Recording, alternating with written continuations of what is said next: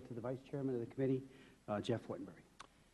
Thank you, Mr. Chairman, for convening this important and timely hearing, particularly given this week's U.S.-China Strategic Economic Dialogue here in Washington.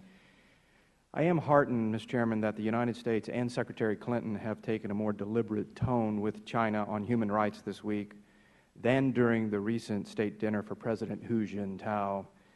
Part of the change in tone and tenor, I believe, is due to the wave of freedom we have seen sweep North Africa and the Middle East, known as the Arab Spring.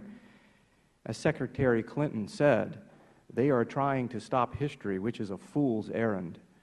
As the Chinese government attempts to play down the Secretary's remarks, I think it is important that this body give thorough and clear attention to the many extreme human rights abuses by the Chinese government against its citizens wishing to exercise some modicum of freedom. Do I want a good relationship with China? Yes, absolutely. China is a valuable world partner.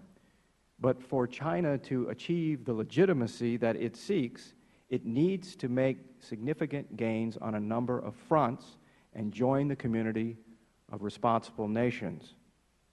Since I began serving in Congress, members of Congress from both sides of the political aisle have boldly challenged Beijing on its ruthless treatment of democracy activists and their families, Internet freedom advocates, religious minorities, women and families victimized by a callous one-child policy and even coerced abortion. We have tried managing our complex relationship with China in a manner that honors the transcendent principles that define our national purpose and identity, a nation founded on freedom of religion, a nation that embraces freedom of speech and justice, and free and fair commerce as worthy foundations of prosperity for future generations. As this hearing is underway, many individuals continue to suffer horrific tortures in China for voicing their desire for personal liberty. Nobel laureate Liu Xiaobo languishes in prison as his wife and family members remain under house arrest. Chen Guangchang, the blind lawyer who exposed to the world China's cruel and draconian forced abortion policy, has continued to be victimized by the Chinese government, his lawyer abducted and his whereabouts unknown. Countless others suffer in silence, people who have disappeared into the vast network of gulags that no human being should ever have to see or experience. Why do we care so deeply about China's legacy of violence and oppression?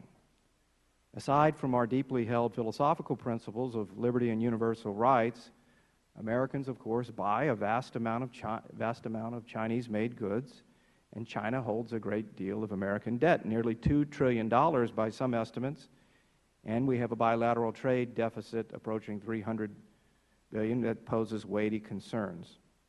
We must also challenge China to abandon its embrace of unbridled mercantilism, which manifests itself in massive subsidies and other trade-distorting practices that contribute to this staggering imbalance.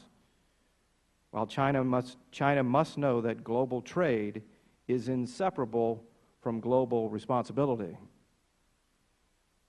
In terms of global stability, managing our military relationship to maintain regional stability becomes all the more critical now that China has achieved an initial operational capability in land-based anti-ship ballistic missiles threatening our Pacific fleet.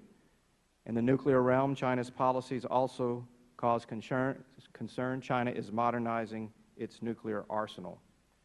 We have a responsibility to work together to shape this complex relationship with China, to seek meaningful progress on the tough issues, and to acknowledge the many positive elements of China's ancient culture and civilization.